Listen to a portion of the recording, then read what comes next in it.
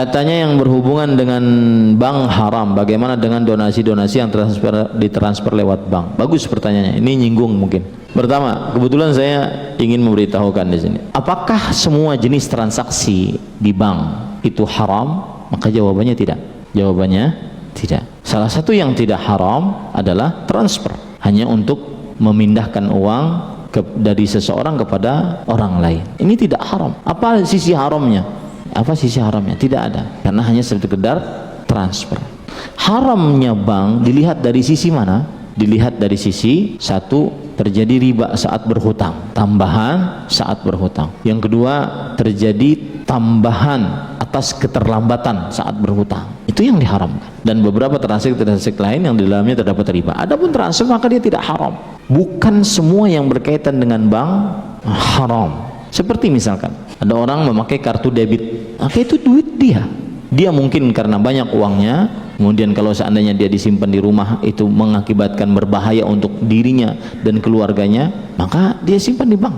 Kemudian dia gunakan kartu debit untuk pembelian, maka ini tidak apa-apa. Kenapa? Kartu debit itu uang dia sendiri, bukan ngutang. Uang dia sendiri, bukan ngutang. Ini tidak mengapa. Cuma nanti tetap dia harus membedakan mana, ada beberapa hitungan-hitungan, nanti ada bunga-bunga yang didapatkan dari bank, maka pada saat itu dia harus sisihkan. Kalau seandainya sebagian ikhwah yang mungkin tidak terlalu untuk menyimpan uangnya di bank, maka tidak usah. Yang kalau seandainya setiap bulannya cuma 100.000, 200.000 hujungannya, tidak usah. Tapi di luar sana banyak orang-orang yang hujungannya itu 1 miliar, 100 juta minimal, 50 juta. Maka meletakkan uang di bank, di rumah mungkin berbahaya untuk nyawanya. Dan yang luar biasanya, di sebagian bank, kadang-kadang kalau kita ingin menutup, mereka tidak mau ditutup. Gak usah ditutup pak, dinolkan saja saldonya. 3 bulan insya Allah tertutup sendiri. Itu trik tersendiri.